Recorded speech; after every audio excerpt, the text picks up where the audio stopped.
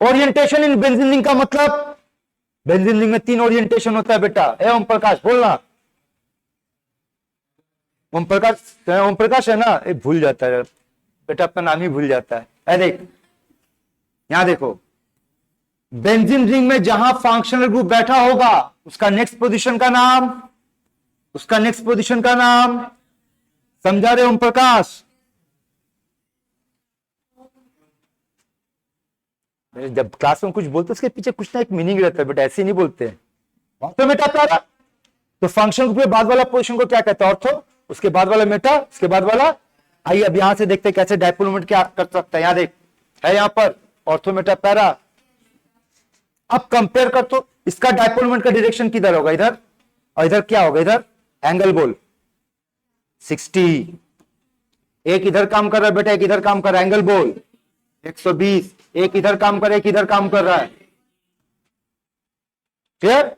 अब अगर आपसे पूछा जाए किस ओरिएंटेशन का डायपोल मोमेंट सबसे ज्यादा होगा? 60 का, क्योंकि डायपोल मोमेंट के साथ एंगल का रिलेशन क्या था बेटा? इनवर्स था, यानी सबसे ज्यादा। उसके बाद नाम से बोल, सबसे ज्यादा ऑर्थो का। उसके बाद ये याद रखना है, ठीक? लेकिन हमेशा नहीं। सोचो अगर यहां पर सीएल रखा गया बेटा, या फिर यहीं पे समझो एक सीएल रखा है, यहां बीआर रखा है, खेल पलट जाएगा, है ना? जनरली क्या होता है कि अगर सेम फंक्शनल ग्रुप रखा जाए तो ये ट्रेंड आपको देखने को मिलेगा, ऑर्थो का डायपोल मोमेंट ज्यादा होगा, उससे कम मेटा, सबसे कम पैरा का। लेकिन कुछ और खेल आइए, उस पर बात करते हैं। यहां देखो, ऑर्थो का एक अलग से खेल बताने जा रहे हैं, only for ortho, only for ortho. पढ़ो, ओनली फॉर ऑर्थो।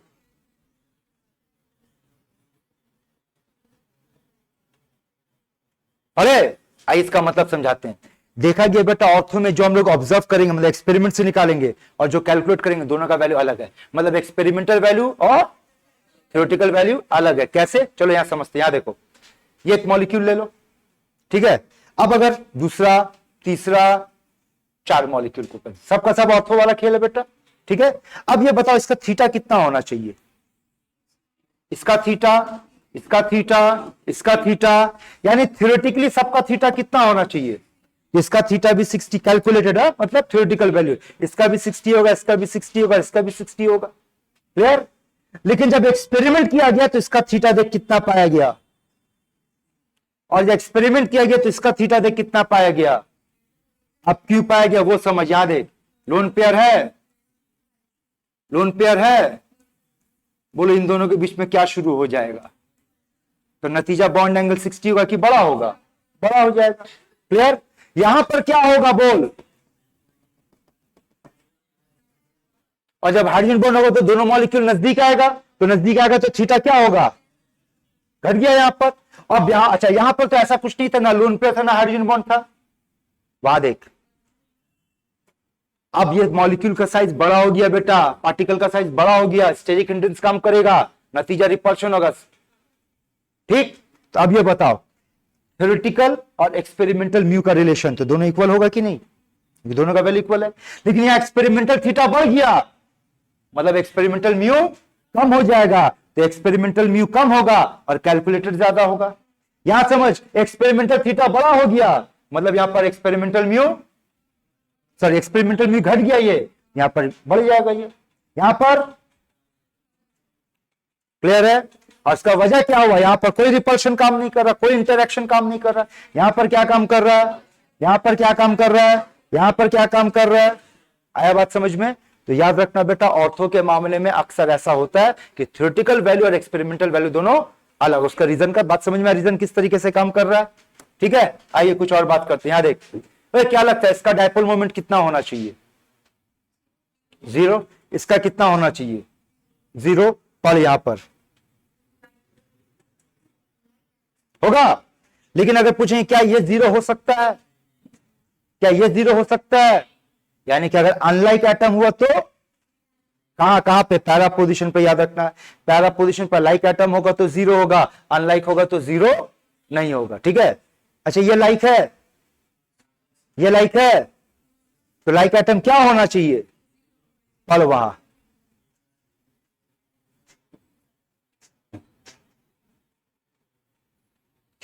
पहले तो ये बताया गया कि अगर लाइक एटम होगा तो जीरो होगा, अनलाइक एटम होगा तो जीरो नहीं होगा। फिर एक और चीज बताया जा रहा है बेटा आपका कि कुछ ऐसा भी मामला है जहां लाइक एटम है फिर भी जीरो। अभी इस पे कम से कम लोग 10-15 क्वेश्चन सॉल्व करने वाले, क्यों कैसे सारी चीज पे बात करेंगे। अभी सारा का सारा आपको रूल्स बताते हुए यार, यहां तक का बात समझ में आया? कितना एप्लीकेशन पढ़े बेटा, गिन आप शुरू से। पहला पढ़े कि हम लोग डाइपोल मोमेंट से पता करेंगे क्या, पोलैरिटी, फिर ज्योमेट्री, फिर परसेंटेज ऑफ आयनिक कैरेक्टर, और फिर सिस ट्रांस आइसोमर, और अभी बात किए ऑर्थो मेटा पैरा यानी बेंजीन का ओरिएंटेशन। क्लियर यहां तक? अब बेटा कहां पर, हाँ ये लाइक होगा, लाइक एटम्स, अरे बनाने के टाइम में कॉपी पेस्ट मारते हो तो वो कई बार गड़बड़ हो जाता है, ये अनलाइक एटम है। ठीक है यहां तक? आइए ये क्वेश्चन आपके पास, ठीक है। तो अभी आप लोगों का काम है 5 मिनट दे रहे, 10 मिनट दे रहे, जो टाइम लेना ले बेटा। पहले जितना कुछ पढ़ा है समराइज कर ले, अब क्वेश्चन बनाने, अब पढ़ाई ओवर हो गया, अब पढ़ने का कुछ ना, सिर्फ क्वेश्चंस बनेगा। ठीक है, तो चलो फटाफट नोट करना शुरू करो, राज पॉज करो। और क्या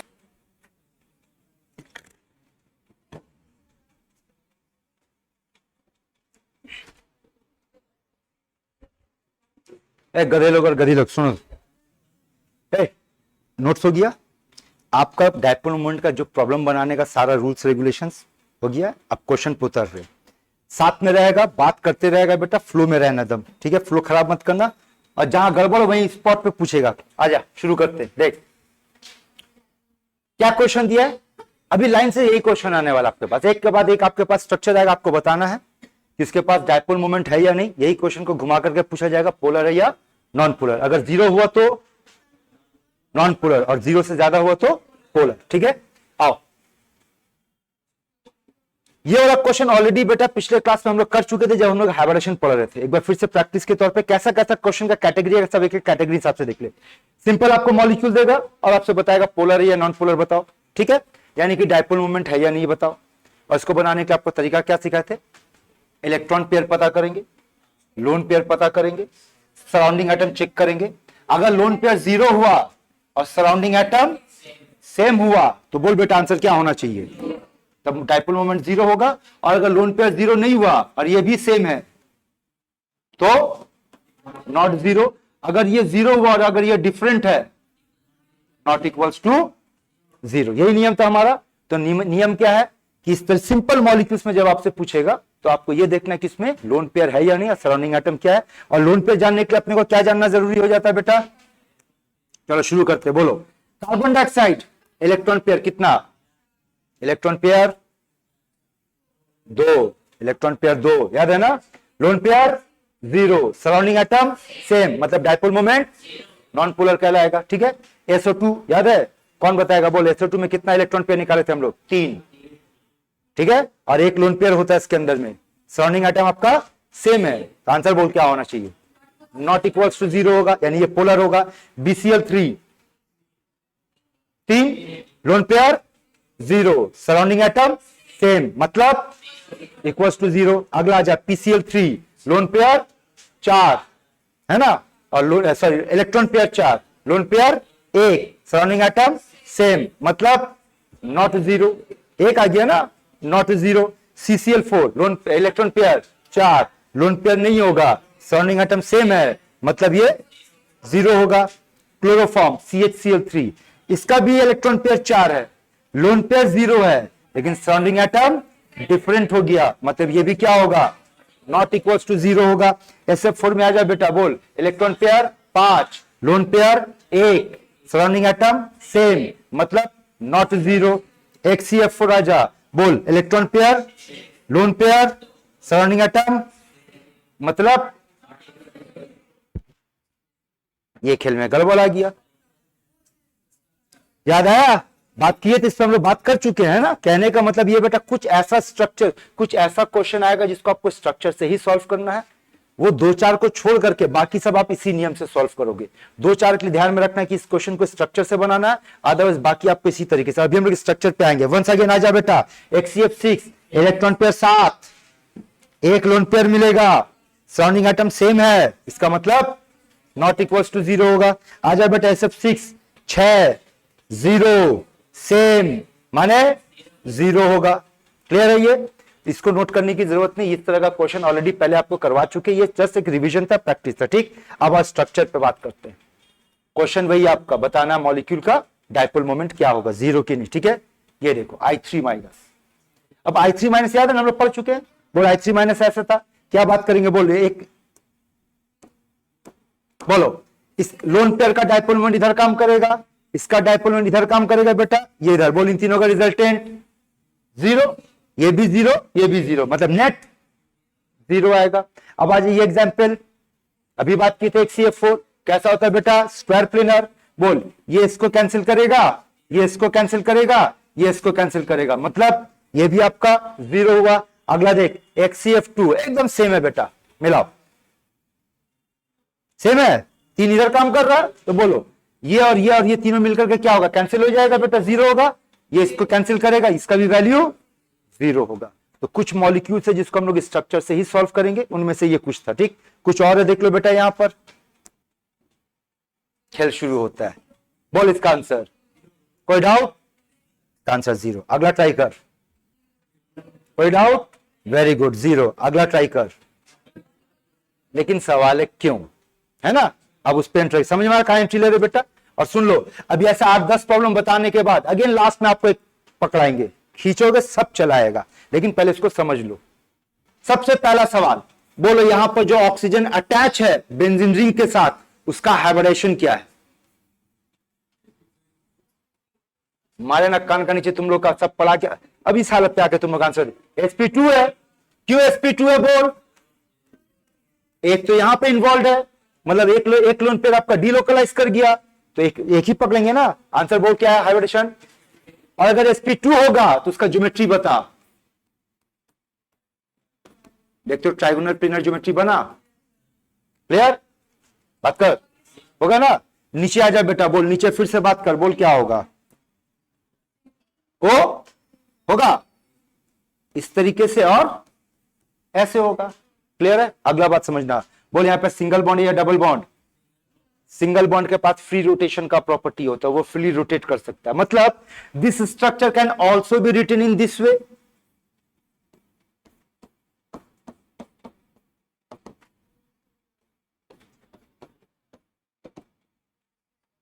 क्लियर, आपको पता है इसका नाम क्या है, क्विनॉल। इस मॉलिक्यूल को क्या कहते हैं बेटा, क्विनॉल। क्विनॉल एक लिक्विड होता है। सोचो तो मेरे पास एक कंटेनर में क्विनॉल रखा हुआ है, उस क्विनॉल के लिक्विड कंटेनर के अंदर जो लिक्विड का मॉलिक्यूल्स होगा वो इस फॉर्मेट में मिलेगा कि इसमें मिलेगा कि दोनों में मिलेगा। लॉजिक यूज कर, लॉजिक यूज कर, दोनों मिलना चाहिए। आइए, इसका मतलब हम लोगों को ये दोनों स्ट्रक्चर मिल सकता है। अब बताओ इसका डायपोल मोमेंट, इसका डायपोल मोमेंट कैंसिल होने का चांस दिख रहा है, बात कर, नहीं होगा ना, क्योंकि लोन पेयर का डायपोल मोमेंट इधर और इस लोन पेयर का इधर, तो लोन पेयर तो कैंसिल नहीं होगा। हाइड्रोजन ऑक्सीजन का डायपोल मोमेंट इधर काम करेगा और इसका हाइड्रोजन का डायपोल मोमेंट का बेटा इधर काम करेगा, कैंसिल होगा।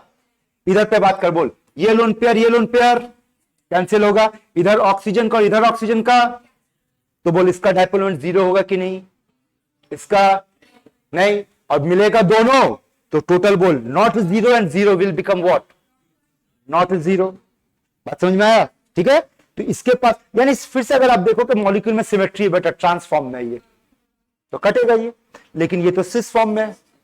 बात समझ में आया, तो इसका हाइब्रिडेशन क्या होगा, सॉरी डायपोल मोमेंट क्या होगा बेटा, बोल नॉट जीरो। अब यही खेल को ऑक्सीजन की जगह पे सल्फर लगा दे, सेम खेला होगा। यही खेला हाइड्रोजन की जगह पे CH3 लगा दे, मामला तो वही होगा ना। फिर से कैसे देखोगे बेटा, बोल आप ऐसे दिखाओगे, एक लोन पेयर इधर है, एक CH3 इधर है, फिर उसी तरीके से दिखाओगे यहां पर एक लोन पेयर एक CH3 है, फिर घुमा दोगे फिर कट जाएगा। बात समझ में आया, मतलब ये भी क्या होगा, नॉट जीरो। बात समझ में आया, चलो एक बार फिर से समझते हैं। आओ अगला क्वेश्चन, क्या लगता है इसका जवाब, चलो देखते हैं, समझते हैं, आइए चलो समझते हैं। बोलना बेटा, आपको पता है NO2 का स्ट्रक्चर ऐसा होता है, बात करो, होगा। अच्छा नीचे भी वैसे ही मिलेगा, ठीक है। अच्छा NO2 का स्ट्रक्चर को हम ऐसे भी लिख सकते हैं,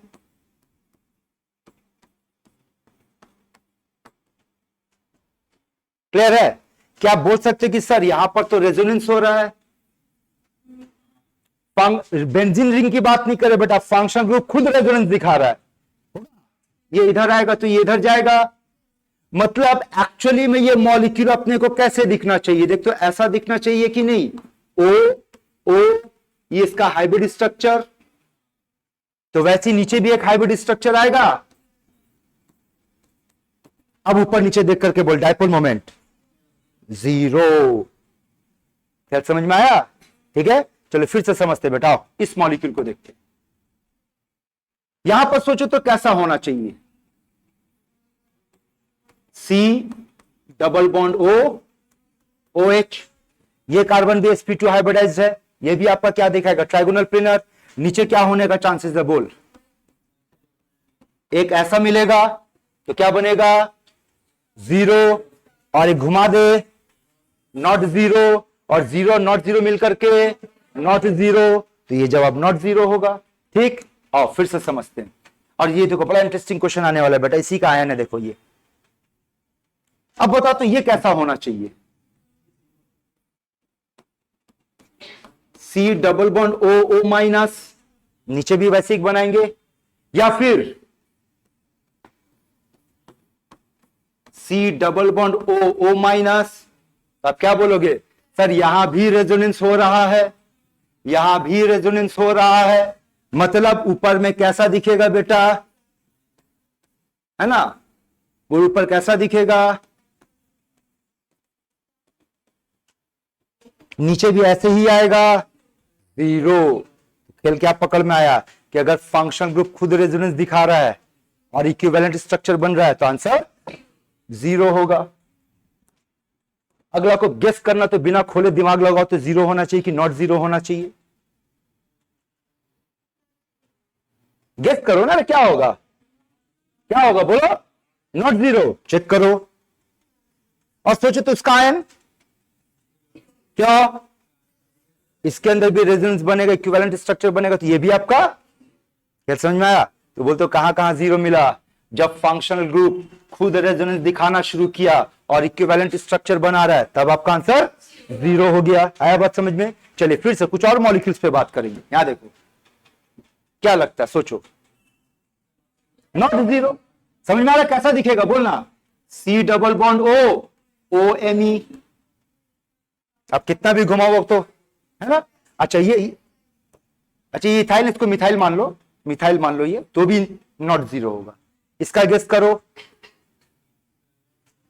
ये कैसा दिखेगा, देखो तो C double bond O CH3, क्या लगता है बोलो, नॉट 0, है ना। ये कौन है, कीटोन है, देखो हर एक फंक्शन ग्रुप से मुलाकात करवाए बेटा, ये ईस्टर है, ये कीटोन है, बोलिए कौन सा फंक्शन ग्रुप है, एल्डिहाइड। तो एल्डिहाइड में क्या होगा, इसके जगह पर H आ जाएगा, बोल क्या होना चाहिए, नॉट 0। खेल पकड़ में आ रहा है, आ जाओ। और भी अभी यहां पे कार्बन का हाइब्रिडेशन बोल sp, तो sp का मतलब ये क्या होगा, लीनियर होगा, ऐसा दिखेगा, और ये कैसा दिखेगा बेटा, अब आंसर बोल 0। तो लीनियर होने पे कैंसिल हो गया 0 बेटा। ठीक है, एक बार फिर से ट्राई करना, इसको पहचान रहे, कौन नहीं पहचान रहे तो पहचान करवा देते बेटा। ये देख, ये लिखने में ऐसे लिखा गया है धोखा देने के लिए, ये बेटा आपका ये है C ट्रिपल बॉन्ड CH, तो ये भी लीनियर है, ये भी नीचे लीनियर है, आंसर बोल 0 होगा। ठीक, अगला गेस कर, अब बोल, यहां देख, ये ऐसा दिखेगा, सोचो, मॉलिक्यूल में सिमेट्री है बेटा दोनों तरफ, है ना। नीचे भी कैसा होगा बोल, होगा ऐसा, बोल कटेगा सब, आंसर 0 होगा। खेल समझ में आया। अब इसी खेल को समराइज करें, पूरा खेल को अच्छे समझना। आपके एग्जाम में ये क्वेश्चन दो तरीके से पूछेगा बेटा, या तो आपके क्वेश्चन पे बेंजीन रिंग पकड़ा देगा और ऊपर नीचे सेम फंक्शन ग्रुप डाल देगा, उसको नाम दे दिए Z, या फिर यही आपको दे देगा नया आदमी प्रोजेक्शन, न्यूमैन प्रोजेक्शन, मालूम है ना, उसी फॉर्मेट पे दे देगा। अब खेल को कैसे याद रखना वो सुनो, अगर Z मोनो एटॉमिक हुआ तो 0 होगा, सोचो तो, सोचो ना, या क्लोरीन रखो, क्लोरीन रखो, ब्रोमीन रखो, ब्रोमीन रखो, कटेगा, मोनो एटॉमिक होने पे 0 होगा। और कब 0 होगा, अगर फंक्शन ग्रुप खुद रेजोनेंस दिखा रहा है, जैसे NO2 COO minus SO3 minus, तो जीरो होगा। और कब जीरो होगा? जब लीनियर होगा। लीनियर दो ही बेटा, ट्रिपल बॉन्ड वाला खेल होगा। और कब जीरो होगा? अगर सिमेट्री होगा। ये 4 हुआ तो जीरो, इसके बाद सब नॉट जीरो। एक लाइन में पूरा खेला गया बेटा, समझ में आया? जब आप लोग नोट करोगे सिर्फ ये पार्ट को नोट करना, उतना नोट करने का जरूरत नहीं, इसी में सारा का सारा आ गया। क्लियर है सबको? भी पिक्चर बाकी है बेटा, रुक जा, यहां तक ओके है ना? आइए कुछ क्वेश्चन देते हैं, ट्राई कीजिए, बोल आंसर, बोलो। वेरी गुड, आंसर बोल, बोल। Not zero.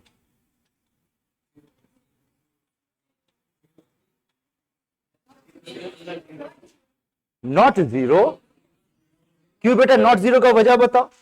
आप तो इसका फिर खेल समझे नहीं बेटा, ये पार्ट तो सेम चला, इस पर सोचनी नहीं है। ये पार्ट हम लोग देख रहे हैं ना। बोल। अच्छा एक मिनट, क्या आप लोग इसको पढ़ना जानते हैं? ये जो लिख करके दिखा, इसका मतलब जानते हैं?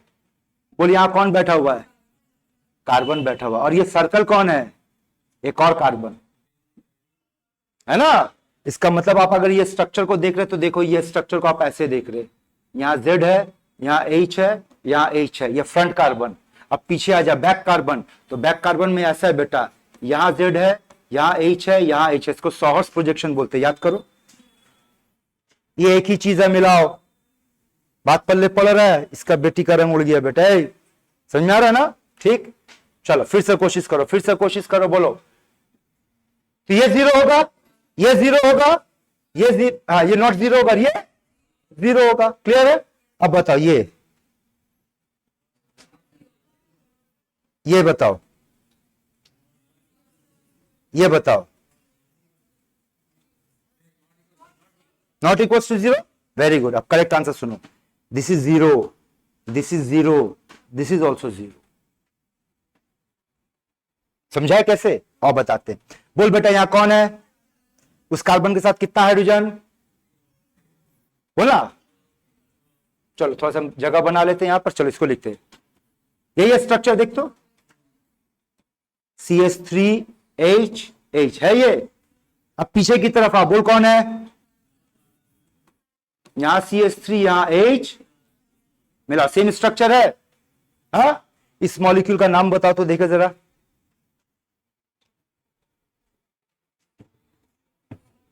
चलो बता दिए, CH3 है। CH3 के साथ कौन है? बोल। CH2 है। इसके साथ कौन है? बोल। CH2 है। इसके साथ कौन है? बोल। अरे यार एल्केन है, 2 मिनट पहले बोले तो आपको फंसाएंगे और आप लोग फंसे। ये एल्केन है ना, एल्केन हमेशा जीरो होगा। ये धोखा देने वाला क्वेश्चन था बेटा, समझ में आया? क्लियर है? तो ये नॉट जीरो नहीं, आपको धोखा देने के लिए, ताकि आप फंसो बीच में और आप सब फंसे। तो आंसर याद रखना, ये भी जीरो, ये भी zero, zero zero. Alkane by birth non polar हमेशा जीरो होगा, स्ट्रक्चर चाहे कैसा भी आपको दे दे। ठीक है, चलिए अब बात करते हैं, अगला क्वेश्चन पे आ जाओ। जबरदस्त क्वेश्चन है। अगर इसका डायपोल मोमेंट म्यू है तो गिवन स्ट्रक्चर का डायपोल मोमेंट आपको बताना है। ठीक, एक एक करके शुरू करते हैं। ये रहा पहला क्वेश्चन। ठीक, बोल। अब समझाते हैं। यहां डायपोल मोमेंट क्या बोला बेटा, समझ आया? याद है, डायपोल मोमेंट सिर्फ यहां काम कर रहा है, इसका वैल्यू म्यू है। क्लियर? तो बोल, यहां पर काम कर रहा म्यू और यहां पर काम कर रहा म्यू। एंगल कितना बेटा? थीटा। याद करो, क्लास के शुरुआत में बोले थे, अगर दोनों म्यू सेम होगा तो रिजल्टेंट का फॉर्मूला क्या था? बोल।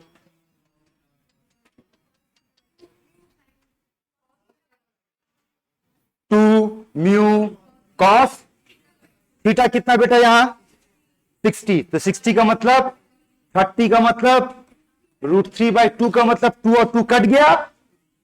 पहला का आंसर समझ में आया? अगला आप लोग कोशिश करोगे।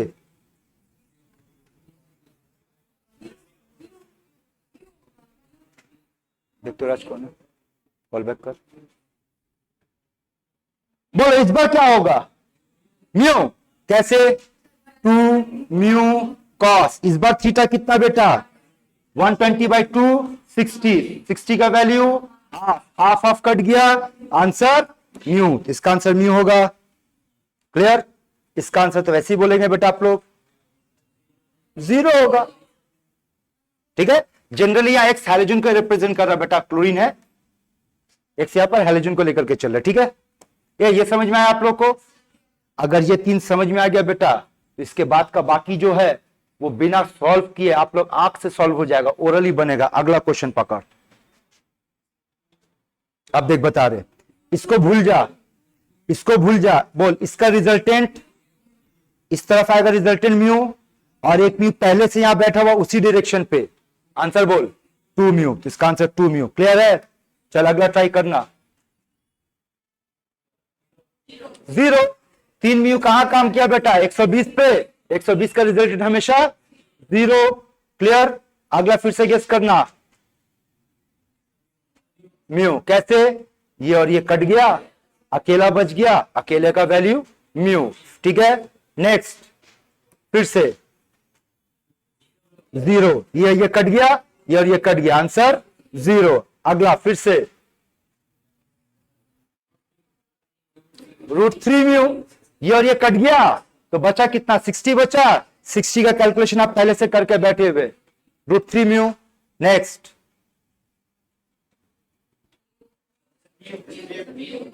म्यू, इसको आप कई तरीके से सॉल्व कर सकते हो। एक तो बोल सकते हो ये और ये कट गया, 120 डिग्री का खेल आया, एक तरीका ये है।